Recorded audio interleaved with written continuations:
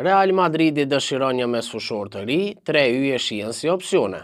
Klubi mbretëror po planifikon përforcime në mesfush për verën e ardhshme, një fushë kyçe që ka nevojë për nënshkrime të reja pas largimit të Toni Kroos dhe me Luka Modric që i afrohet fundit të karrierës së tij. Sipas mediave spanjolle, drejtuesit e Los Blancos po shqyrtojnë 3 alternativa që mund t'i japin frymë të re mesfushës së tyre.